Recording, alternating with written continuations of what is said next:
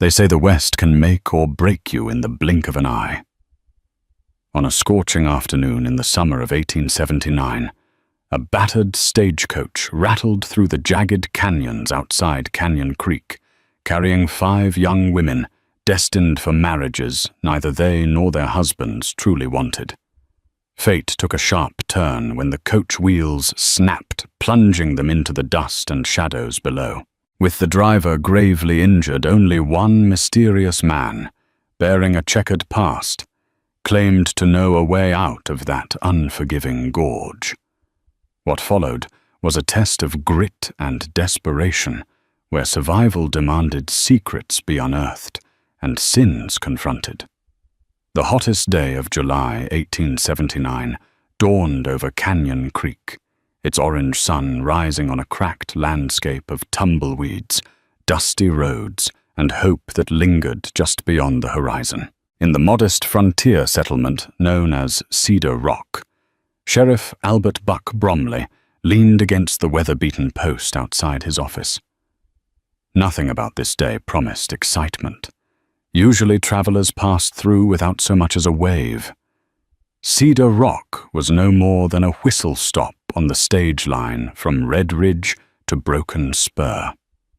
However, that morning, a stagecoach of unusual importance was set to depart, carrying 5 young women from different corners of the country. Each bride had her own reasons for leaving behind everything familiar, though one thread bound them all.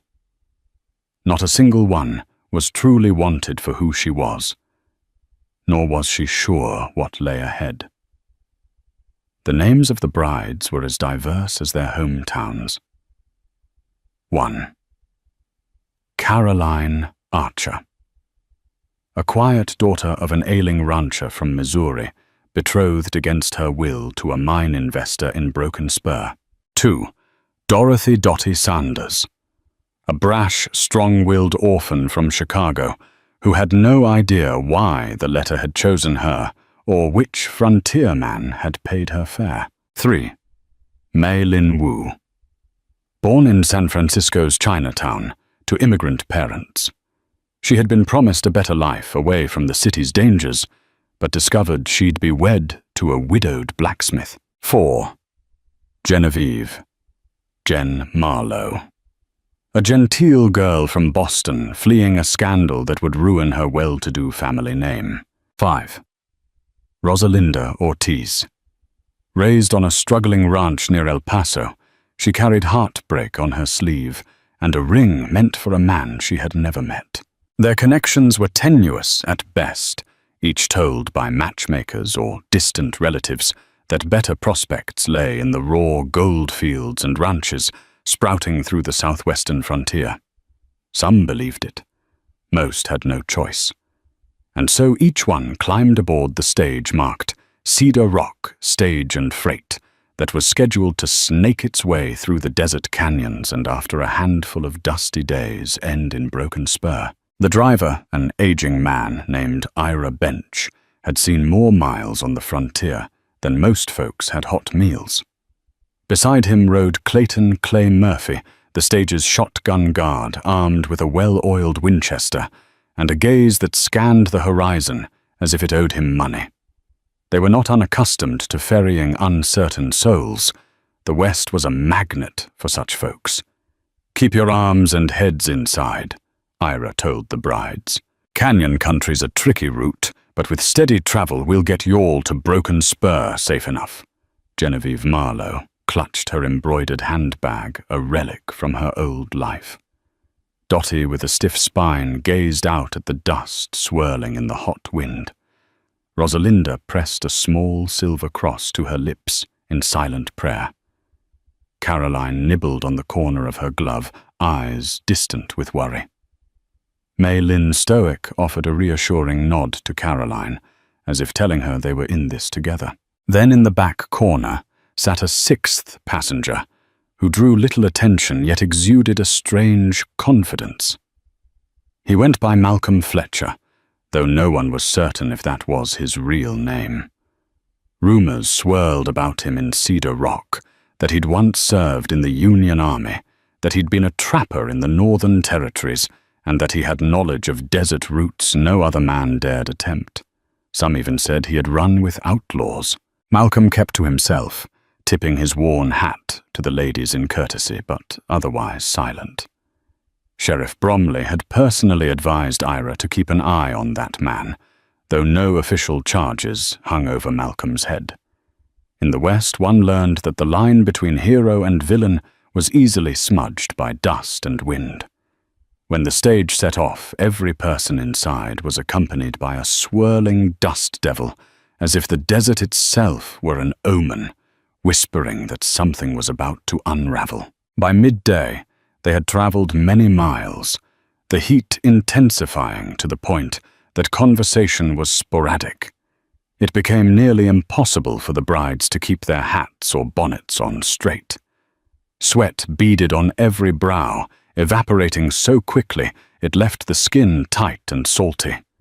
The stage took a turn onto a narrower path, the walls of the canyon rising high like silent sentinels. Here the air became still, the sun overshadowed by towering red rock walls. Shards of midday light occasionally pierced the gloom, turning dust motes into swirling specks of gold. Malcolm Fletcher watched the canyon carefully, as though aware of ghosts that might lie in wait among the ledges. He had a small map in his hand, one he consulted like a private oracle. No one spoke much, but tension grew. The brides were traveling to meet destinies they did not choose. The driver was concerned about potential stage robbers rumored to roam these canyons. Clay had his rifle across his lap, scanning each cliff. And Malcolm Fletcher, well, he was a mystery unto himself. Mei Lin found her voice first. "How long until we stop for water?" Ira overheard from up front. "We'll reach a good watering spot in about an hour, miss. Dry Fork Spring. Might have a chance to stretch your legs." He whipped the reins gently, urging the horses on, unaware of how drastically those plans would soon shift. A sudden crack shattered the suffocating stillness. Then a second crack echoed like distant thunder in a narrow gorge. Everyone braced. Clay shouted, "Look out!" as the horses reared, eyes rolling. In a mere heartbeat, the stage lurched violently to one side. Both wheels on the right side collapsed. Ira wrestled the reins, but the stage was too heavy, too off balance to correct. The entire coach tilted, skidding along the rocky path before plunging onto its side. The travelers inside were flung against the wooden panels. Screams mingled with the splintering crash of wood and the jangle of harnesses. Caroline felt the floor rush up to meet her face. Dottie clung to a side seat, bruising her arms. Genevieve cried out as her head snapped backward. Mei Lin managed to cling to the overhead brace, while Rosalinda tumbled into a corner, praying in rapid Spanish. Malcolm braced himself with an arm across his seat, his other hand cradling something near his vest. Clay was thrown from his perch. His rifle spun into the dust, discharging a stray bullet that ricocheted off a canyon wall. Ira toppled forward as the front of the stage slammed down a small rocky embankment, dragging the horses dangerously close to the canyon drop. At last, the motion settled. Silence loomed, save for the frantic whinnying of the panicked horses, the hiss of dust settling and the groans of the wounded. The question floated unspoken in the air. Was anyone dead? Malcolm, apparently the least injured, forced the battered door open. It was jammed half shut, but with a determined shove, he created an exit. He crawled out first. One by one, he helped pull the others from the wreck. Caroline's eye was swelling, a trickle of blood marking her temple. Dottie limped on her right ankle, wincing with every step. Mei Lin had cuts on her forearms, but her gaze was fiercely alert. Rosalinda clutched her cross so tightly her knuckles shone white, and Genevieve's dress was torn dust, coating its once elegant trim. Outside, the sight was grim. The front wheels had sheared off. The horses miraculously were alive, but in a panic, harnesses twisted and dragging. Clay retrieved his rifle, checking for injuries. Then he and Malcolm rushed to find Ira. The driver lay crumpled on the rocky ledge about 10 feet away, moaning in pain. He was alive, but his leg was bent at a horrific angle, blood staining his dusty trousers. Dottie stifled a sob at the sight. Genevieve's already pale face whitened further. But it was Caroline who rushed forward, kneeling beside Ira. Her father had taught her a few things about treating injuries on their ranch. She examined the older man's leg, with trembling but steady hands. "It's broken in 2 places," she announced. "We need to set it." Ira swallowed a groan. "Lord help me." Malcolm and Clay exchanged a look. The guard's voice wavered. "We should get him back to Cedar Rock, or push on to Broken Spur. But we're stuck. The spare wheel is gone. Destroyed." Malcolm surveyed the canyon walls. "It's a steep climb either way. We can't haul an injured man up easily, especially with no working stage. We might try to walk out, but Ira can't do that in his condition." Clay spoke with forced confidence. "If we can fix the stage or rig a travois, we might be able to." Malcolm cut him short. "Look at the axle. She's done for." Anxiety prickled among the group. Rosalinda clasped Caroline's hand. Mei Lin pressed her lips together, scanning the gorge for any sign of a path. Genevieve turned in a slow circle. Eyes brimming with tears, she refused to shed. Dottie cursed under her breath, glancing at her throbbing ankle. At last, Malcolm stepped forward. "I know a route out of this canyon. Not well traveled, but it leads to a box ravine that opens near Dry Fork Spring. If we leave now, we can get help for Ira by tomorrow." Clay raised an eyebrow. "Is that so? Why do you think you know all these hidden paths?" Malcolm's eyes flashed, but he kept his tone level. "Because I rode with a surveying crew a few years back. Trust me or don't, but we can't keep standing here waiting for another stage. You know as well as I do, no one else is coming down this pass for days, maybe weeks." The group faced a grim reality. With Ira severely injured, the stage destroyed, and water supplies uncertain, the choice was stark trust Malcolm, or attempt to climb out blindly on their own. Desperation can be a powerful persuader. Finally, Clay nodded. "Fine, but I'll keep my rifle handy." They dragged Ira to a small alcove against the canyon wall out of direct sunlight. Caroline used her father's ranch healing knowledge to splint the broken leg with pieces of the shattered stage. Genevieve lent her torn skirt to create strips of fabric, helping secure the makeshift splint. The battered group took stock of resources. A half-broken barrel with only a few gallons of water left. Limited food supplies, some dried beef bread, and a bit of salted pork. A handful of personal belongings, Clay's rifle, and a small revolver he'd kept in his belt. Malcolm's well-worn map. They needed shelter from the night's cold, and a plan to get Ira medical attention. The canyon soared around them, offering no easy exit, except for the route Malcolm claimed to know. Before darkness fell, they managed to calm the horses enough to free them from the wreck's twisted harness. 2 horses seemed uninjured, though shaken. This was a small mercy. They could carry supplies, maybe help transport Ira if they fashioned a litter. However, the path Malcolm spoke of was supposedly narrow and rugged. As dusk crept in, the group built a small fire. Mei Lin prepared an attempt at a meal from what meager rations they had. The women sat in a nervous circle, each wrestling with private worries about their future husbands, about surviving another day, about how they had come so far to find themselves at the mercy of a canyon. Malcolm volunteered for first watch. He settled on a rock overlooking the flickering fire, the rifle at his side, though Clay insisted on taking that watch himself. "You'll need rest," Clay said curtly. "I'll handle watch." Malcolm hesitated. He was used to forging his own decisions, but for now he yielded, stepping back with a respectful nod. He found a spot behind the others, sitting alone. None of the brides spoke to Malcolm that evening, but Caroline, after ensuring Ira was asleep, caught Malcolm's eye and offered a small, grateful nod. For all his mystery, he was the only one who seemed to have a clue how to save them.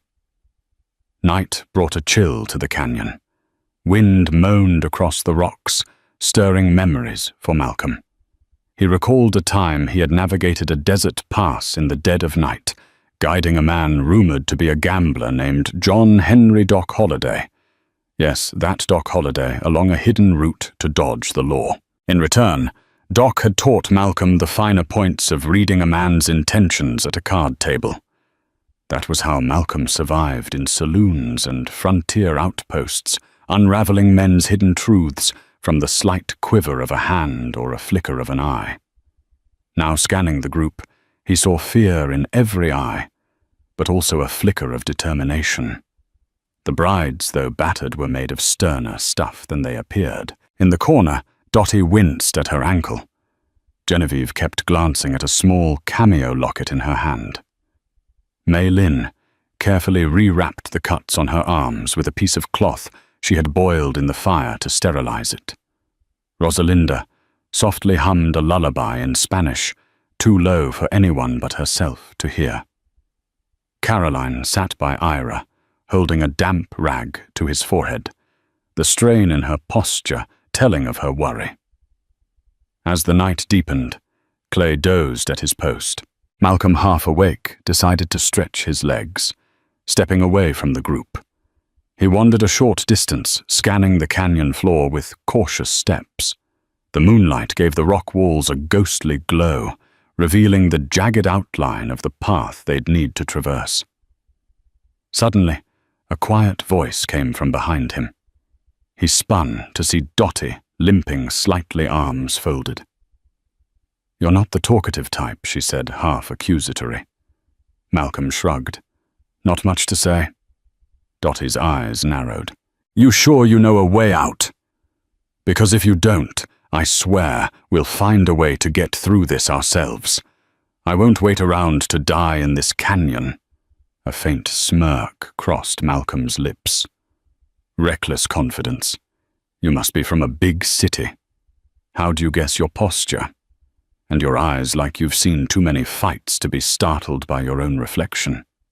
She shifted uncomfortably, arms still crossed. "I can handle a lot. But not being lied to." Malcolm's face grew serious. "No lies. I've been through these canyons before. We can get out, but it won't be easy. And if we run into trouble, wild animals, bandits, everyone will have to keep their wits." That seemed to satisfy Dottie, at least for now. She turned her limp more visible under the moonlight and made her way back to the fire. Malcolm stood alone, gazing up at the starlit sky.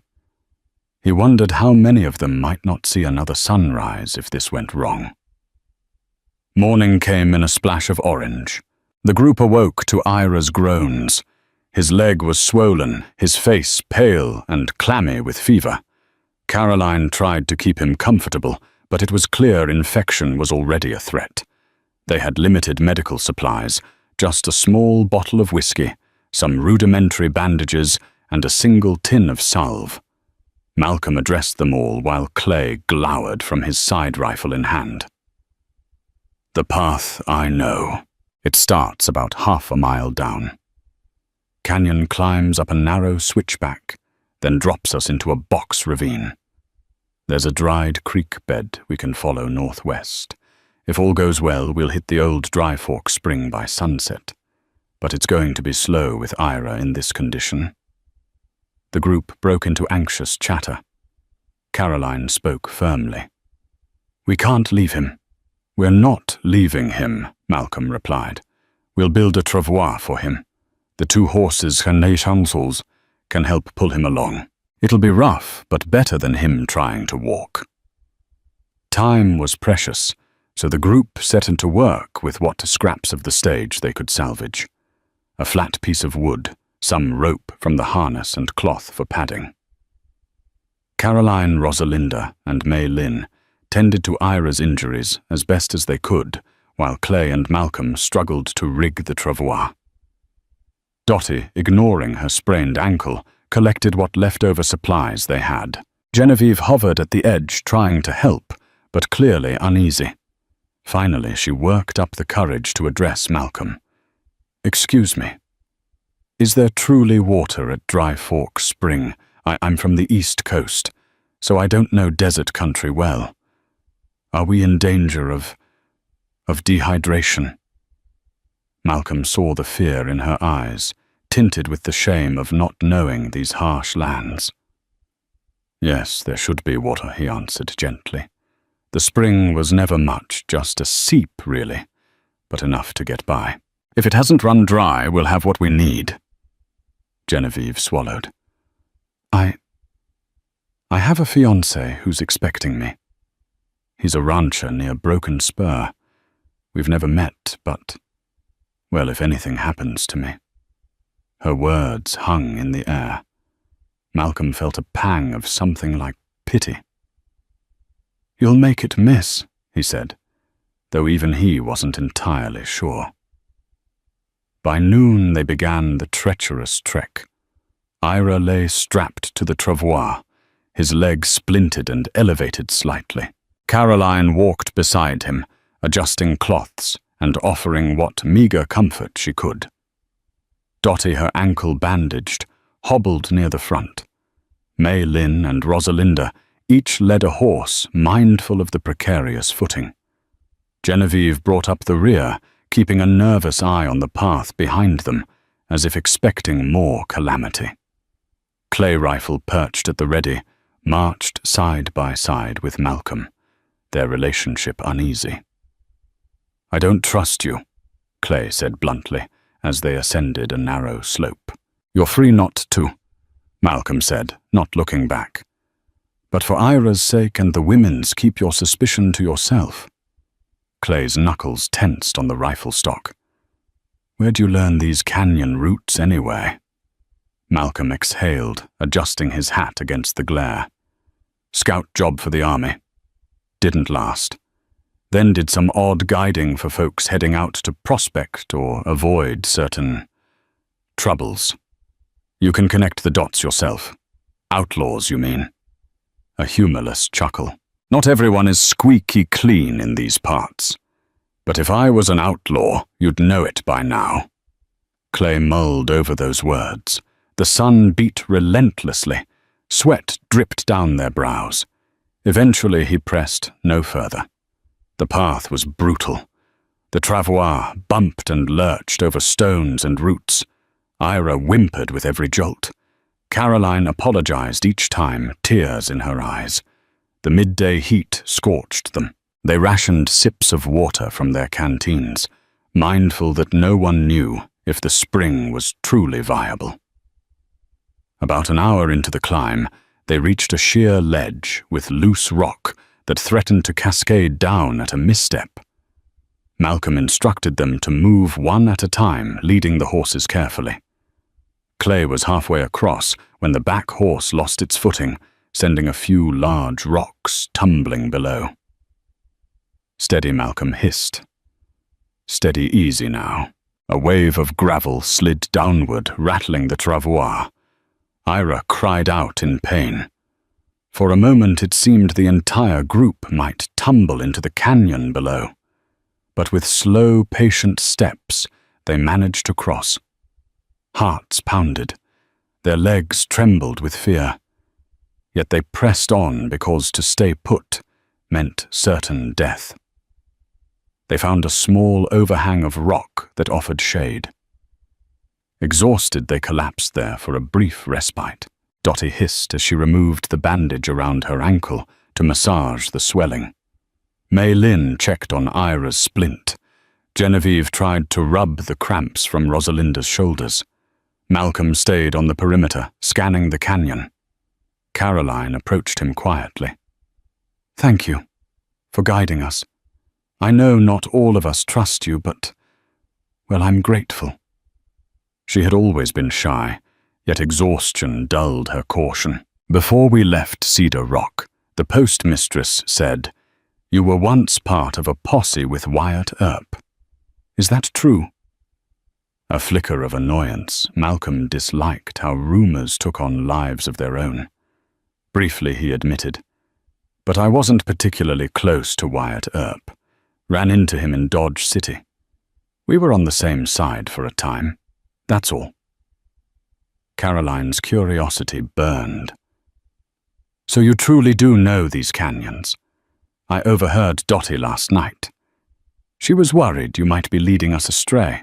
"I understand her suspicion," Malcolm said, eyes drifting over the group.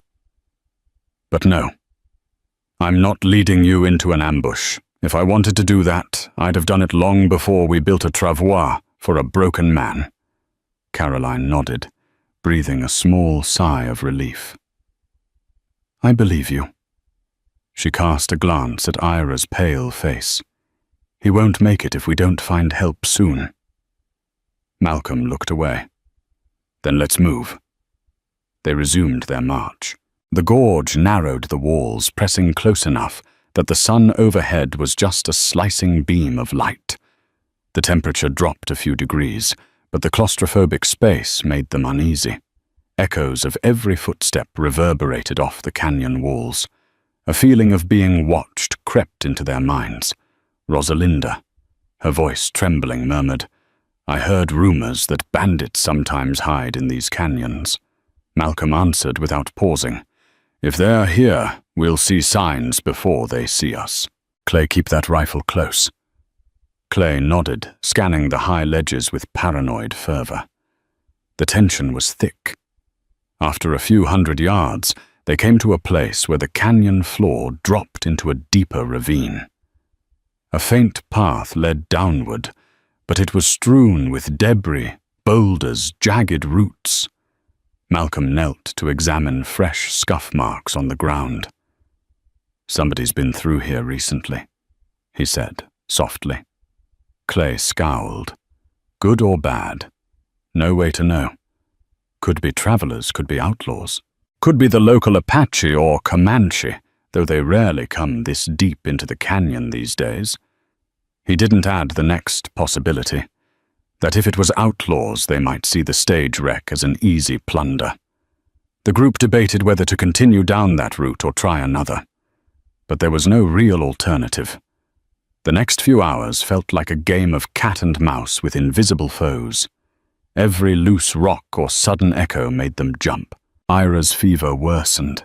He drifted in and out of lucidity, sometimes muttering delirious words, begging for water. Genevieve rummaged through her small travel bag and pulled out a carefully wrapped piece of chocolate. She pressed it into Ira's hands, letting him nibble for a hint of energy. The scene broke Caroline's heart. In another time, another place, Ira might have been safely guiding them, spinning stories of simpler journeys. Now he was helpless, a burden they had to save. Late afternoon brought an unwelcome sign. Black clouds gathered overhead. Thunder rumbled, reverberating in the tight canyon. Lightning flickered, revealing ominous shapes on the ridges. A storm in the desert can be a blessing, a chance for water, but it can also be a deadly trap. Flash floods tear through narrow canyons with unstoppable force. "We have to find higher ground," Malcolm declared. Clay swallowed. "But I thought we were heading down toward the spring. We can't outrun a flash flood. Not with Ira. We need to find a safe spot. Maybe a small cup or an elevated ledge." Anxiety soared. Mei Lin looked at the darkening sky. "We're not going to make it to the spring before nightfall, are we?" No, Malcolm answered. Not in this storm. They searched for shelter, scanning the canyon walls. Eventually, they spotted a rock overhang high enough to shield them from rain and keep them safe from rushing water. They climbed with grunts of exertion, each bride pushing her endurance. Clay and Malcolm used ropes they had salvaged to haul Ira's travois up. The horses, snorting at the thunder, had to be led carefully to a small plateau just beneath the overhang. By the time the first sheets of rain swept across the canyon, they were moderately protected. The world turned grey with swirling wind and water. They huddled beneath the overhang, battered by spray. Ira's moans of fever mingled with the thunder's roar. Dotty hair plastered to her face gritted her teeth in frustration. Genevieve prayed softly for deliverance. Rosalinda tried to calm the horses. Caroline massaged Ira's forehead with a damp rag, whispering words of reassurance. Mei Lin fought the chill by wrapping everyone's shoulders in blankets from the wreck. Clay and Malcolm stood at the edge, staring out into the raging storm hearts, pounding at the unstoppable force of nature. The deluge hammered for a solid hour before tapering off. The canyon floor below them turned into a torrent of brown water swirling with debris. In the gloom, Malcolm's keen eyes spotted something bobbing along in the torrent, a battered wooden chest, no doubt from the stage's cargo hold. It vanished quickly, a reminder of how close they were to losing everything. Night fell again, wet and weary. The group shared what was left of their food. The storm had cooled the air drastically, and they all shivered in their damp clothes. Ira was worst of all. His fever soared, and his skin burned to the touch. Caroline's tears finally broke through. "He won't survive much longer if we don't get him real medicine. God help us." No one dared voice how dire the situation felt. As the weary travelers attempted to wrest snippets of conversation, revealed the secrets that had led them all here.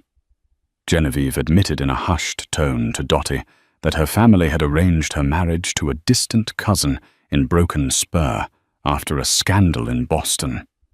"I disgraced them," she said. "I didn't do anything wrong, truly, but an unscrupulous suitor spread rumors.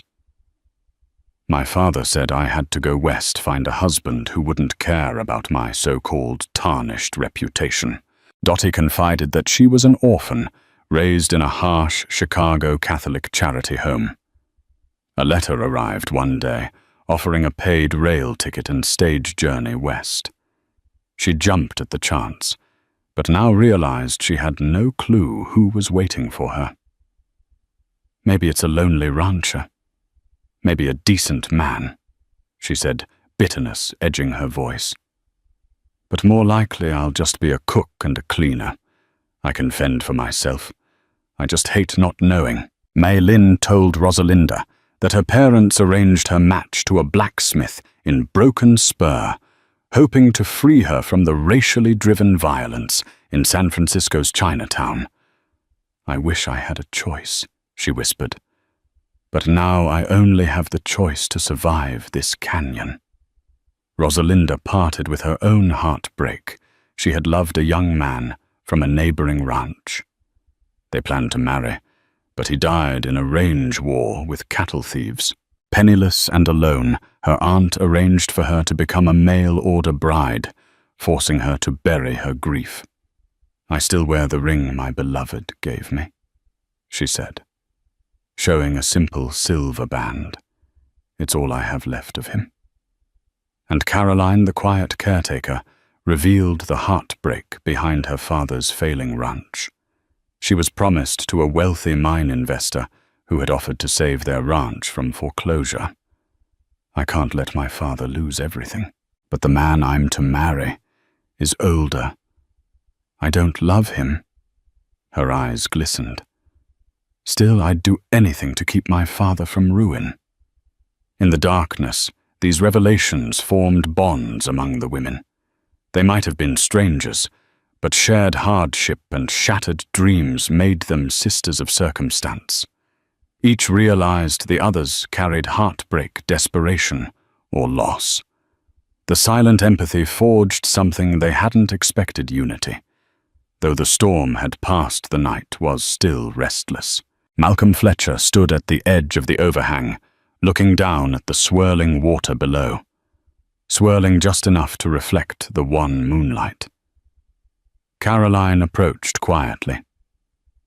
"You're still awake?" He shrugged. "Couldn't sleep." She gently placed a hand on his shoulder, surprising even herself with the gesture. "I heard the others sharing their stories.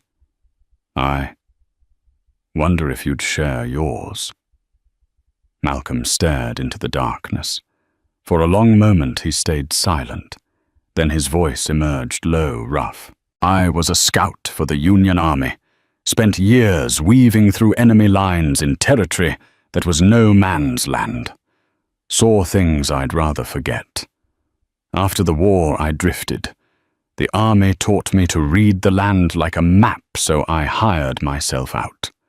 Sometimes I guided decent folks, searching for new land. Sometimes I guided men who wanted to evade the law. Didn't care much who, so long as the pay was good. That's how I ended up with outlaws. Not proud of it, but it kept me alive." Caroline's eyes searched his. "You regret it?" He paused. "Yes. But it's too late for regrets, isn't it?"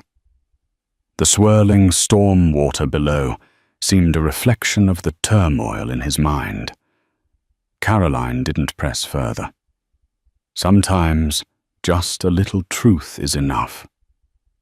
By dawn, the floodwaters receded into a muddy scar. Ira lay unconscious, though his breathing was still present. The group carefully picked their way down from the overhang, reattaching the travois.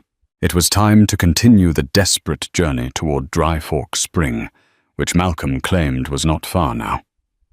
They trudged onward, every muscle burning from climbing and carrying. The travelers were soaked to their bones and covered in mud.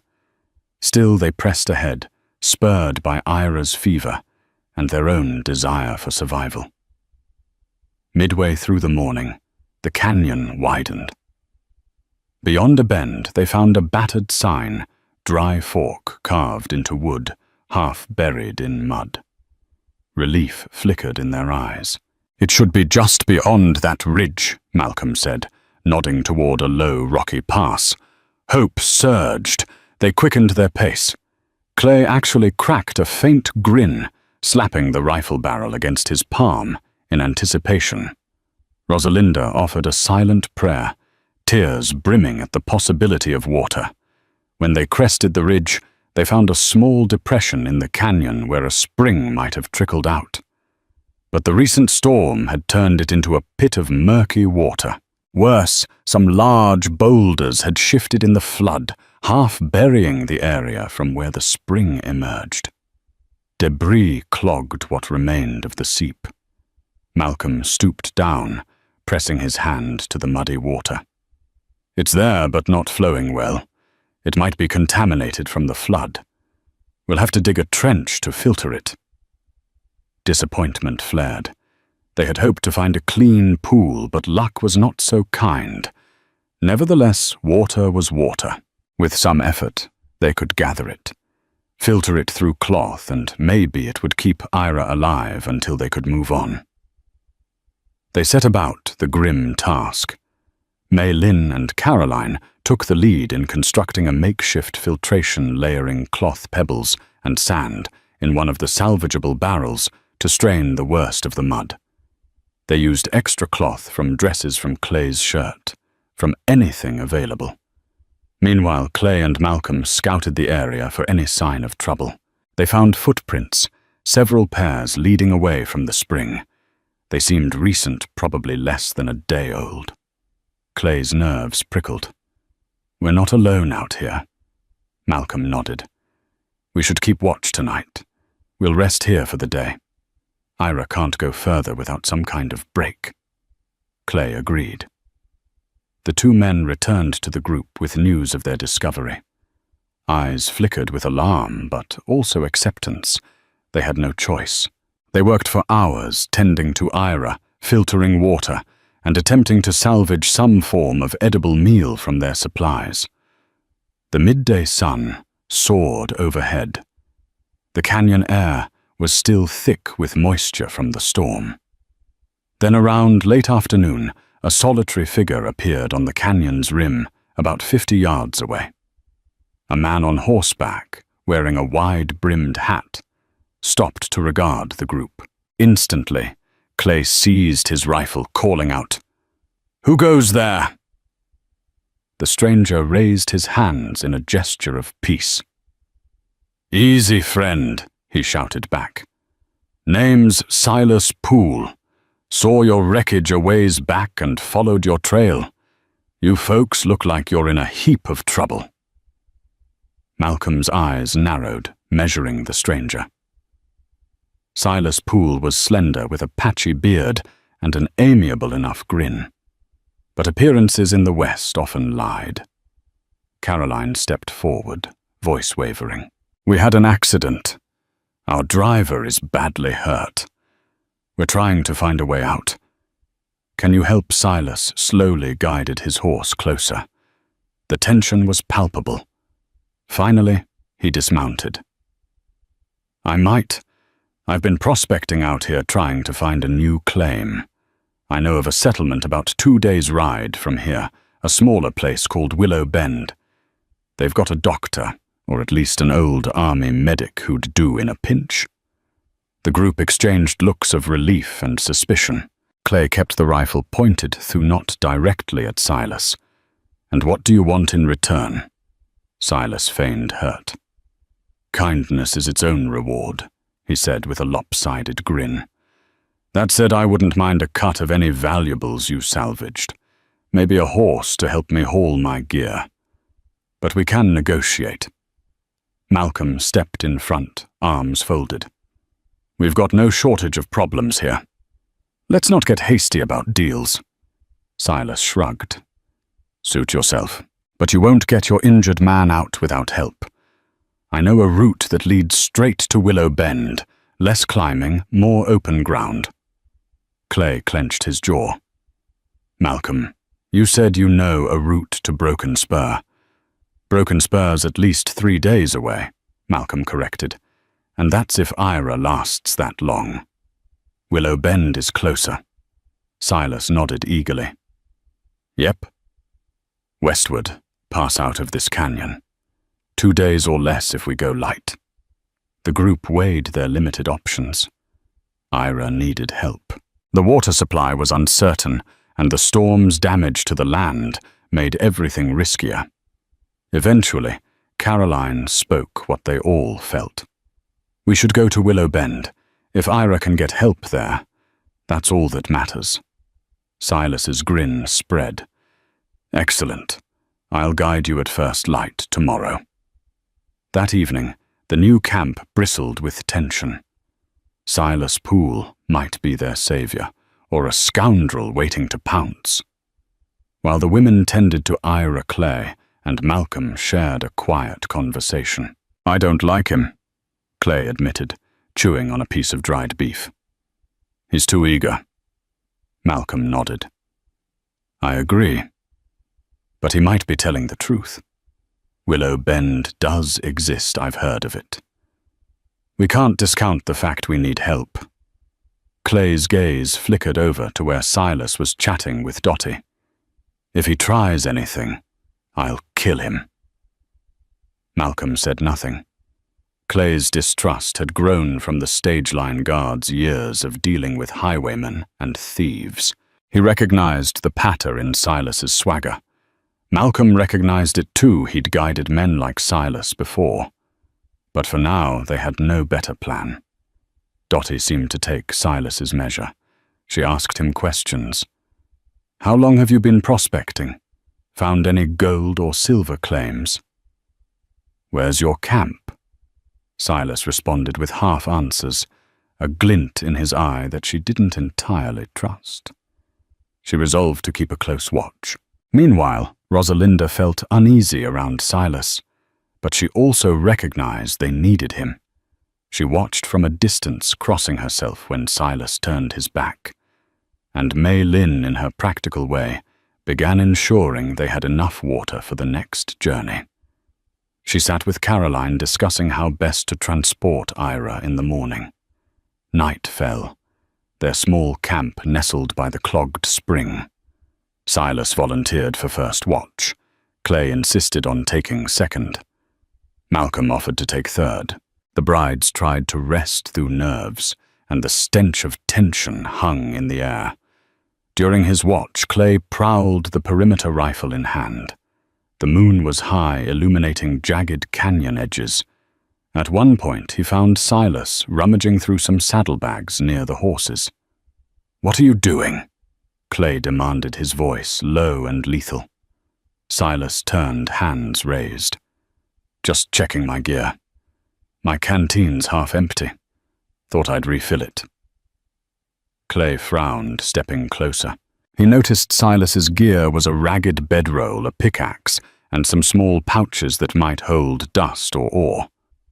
"Huh. Just remember, these horses and supplies aren't yours. You want something, you ask." Silas's grin looked forced in the moonlight. "Of course. We're all friends here." Clay's lips curled into a snarl, a silent warning. After a tense moment, Clay stepped aside and let Silas fill his canteen. But he kept his eyes on him until Silas retreated to the far edge of camp. Morning arrived with no new disasters, although Ira's condition was dire. His fever refused to break. By dawn, he was barely conscious, his breath shallow. The group quickly gathered their supplies and rigged the travois to the horses once more.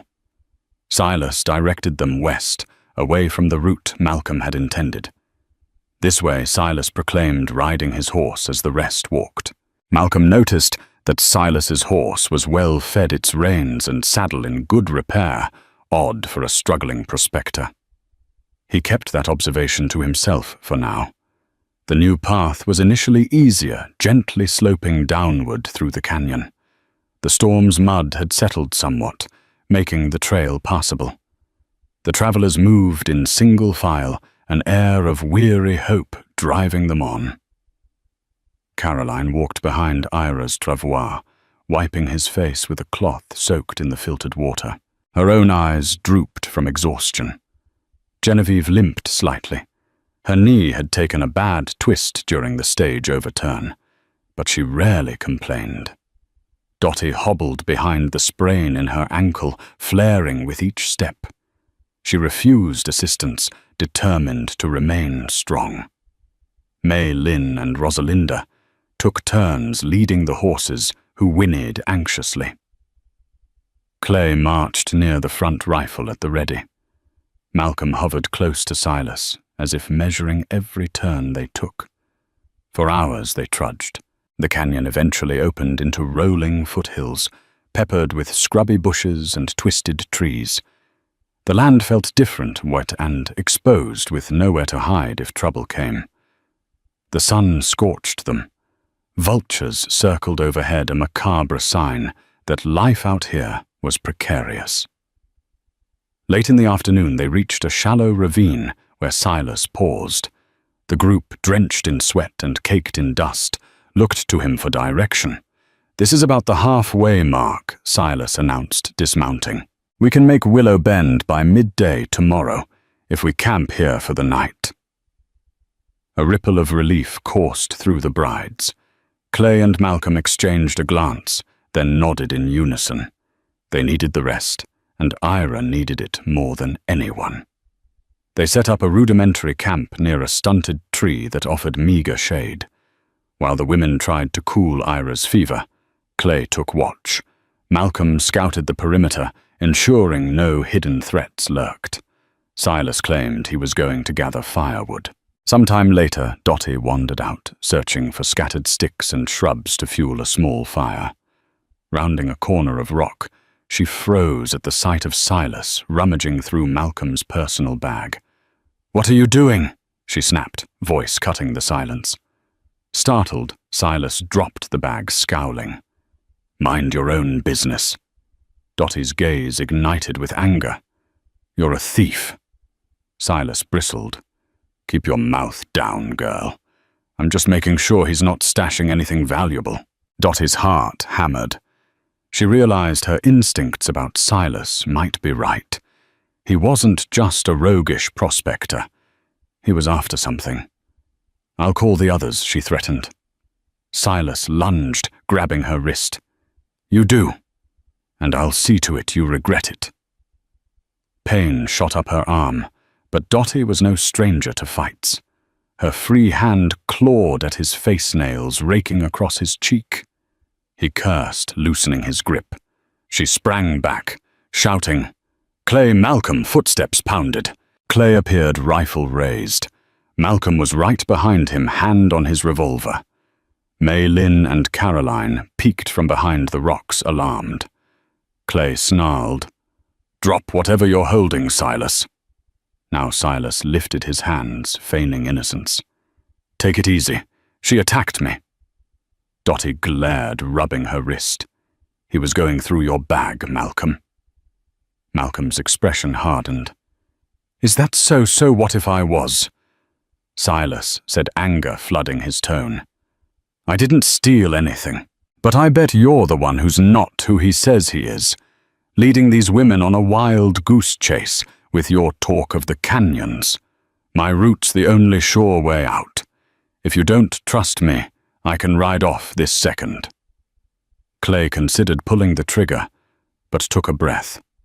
They needed Silas to reach Willow Bend. We don't want trouble. But if you ever lay a hand on her again, I'll put you in the ground. Understand? Silas, face scratched and pride wounded, nodded slowly. Malcolm snatched his bag, checking if anything was missing. Everyone exchanged tense glares. The unity that had formed around survival threatened to unravel under Silas's presence. Silas sulked at the edge of camp, nursing a bleeding scratch from Dottie's nails. Dottie stayed near Mei Lin, still shaking from the confrontation. Malcolm, unsettled, approached Caroline, who was tending to Ira. How's he holding up? Malcolm asked. Caroline's voice trembled with worry. Not well. He's barely conscious. He keeps muttering about the ranch route and Redwood Gulch. Nonsense. We need that doctor. Malcolm placed a hand on Ira's forehead.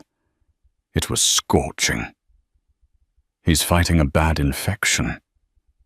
Another day might be too long. Caroline nodded, tears threatening to slip free.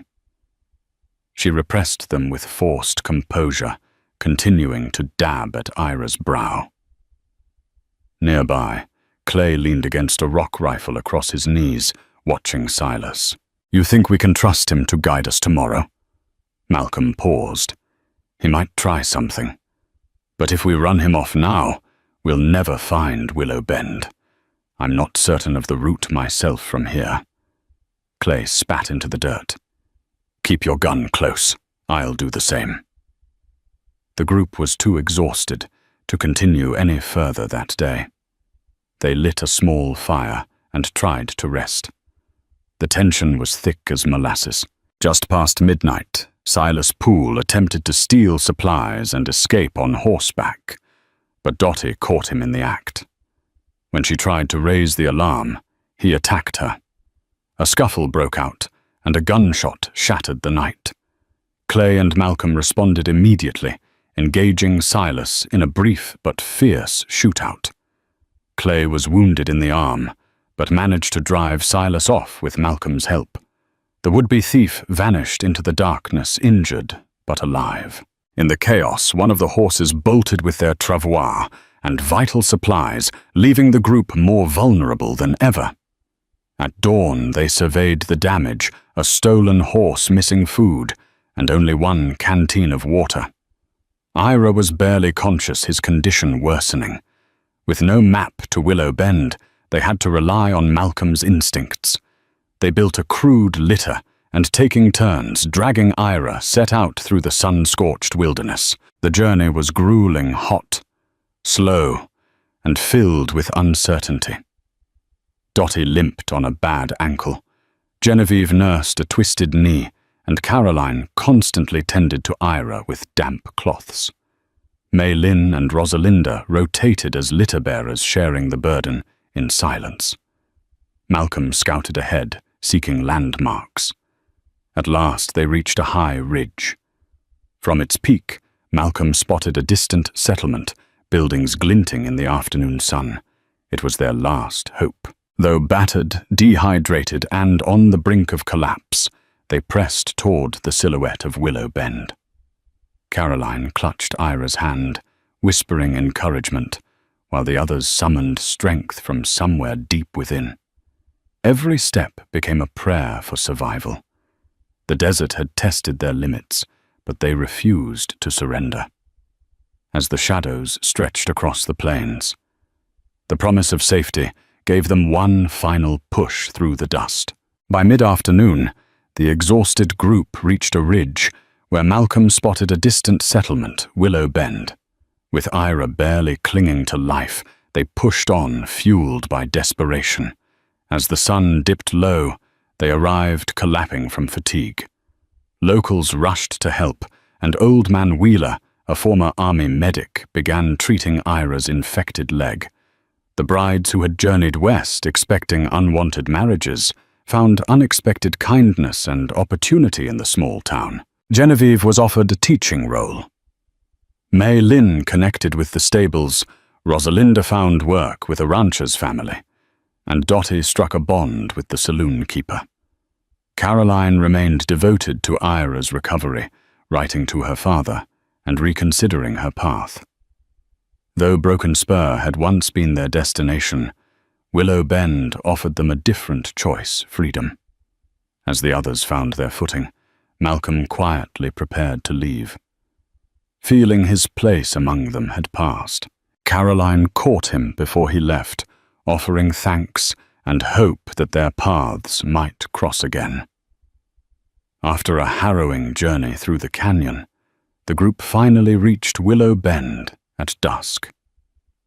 The small settlement welcomed them with cautious kindness, and Old Man Wheeler, an aging army medic, did all he could to treat Ira's infected leg. While Ira hovered between life and death, the 5 brides, once bound for unwanted marriages, began to glimpse new possibilities. Genevieve found purpose assisting the local pastor, May Lynn, tended horses with the stable master, and Rosalinda helped a rancher's daughter. Dottie, despite her tough shell, grew close to the saloon keeper Gladys, who saw her resilience. Caroline refused to leave Ira's side, her care unwavering. The town, though modest, gave each woman something she hadn't expected, a chance to choose her future. With Broken Spur no longer their only destination, they considered building a life in Willow Bend. Malcolm, their rugged guide, quietly prepared to leave, unwilling to stay where he had grown attached. Caroline caught him at the stables and thanked him, her words soft but sincere. Malcolm rode off into the dawn, uncertain if he'd return. But hope lingered in Caroline's eyes, and among the women who had found not husbands but strength, freedom, and perhaps a place to belong. Just before dawn, Malcolm quietly prepared to leave Willow Bend. The others were still recovering, and he didn't want farewells. But Caroline caught him at the livery, her voice, gentle eyes filled with understanding. She thanked him for saving their lives, and offered him hope, saying Willow Bend or Broken Spur could use a man like him. Malcolm moved, but uncertain, tipped his hat and rode off into the dusty horizon. A week later, Ira's fever broke, and the brides slowly found belonging in the small town. Genevieve assisted the local pastor, Rosalinda, helped a rancher's family. May Lynn bonded with horses at the stable, and Dottie discovered unexpected friendship at the saloon. Caroline remained at Ira's side, writing letters home and contemplating a new future. Though none of them had planned to stay, Willow Bend offered something they never expected: choices. They whispered of building lives on their own terms. Malcolm never returned that week, but traders spoke of a lone rider guiding wagons through dangerous trails. Many believed it was him. As for Silas Poole, he vanished into rumor, a ghost with a bullet wound and bad intentions. In time, the women's identities as unwanted brides faded. They had become survivors, sisters, and pioneers of their own destinies. The canyon hadn't broken them, it had forged them into something fearless. From the moment that doomed Stagecoach tumbled into the canyon, to the tense standoff with a would-be thief, and finally to the fragile safety of Willow Bend, these 5 brides discovered that even the most harrowing setbacks can forge unexpected bonds. In the untamed Wild West, destiny waits behind every bend, shaped by grit and hope in equal measure. Their struggles became a testament to courage, compassion, and the unbreakable will to survive. And though their paths diverged under that vast frontier sky, they would forever carry the echoes of this journey, proof that out of tragedy can arise new beginnings. If you found this perseverance and redemption captivating, please help keep stories like this alive. Hit that like button, share the adventure with friends who love a good Wild West drama, and don't forget to subscribe to this channel. By doing so, you ensure countless more journeys through dusty canyons where hope rises with every dawn. Thank you for watching.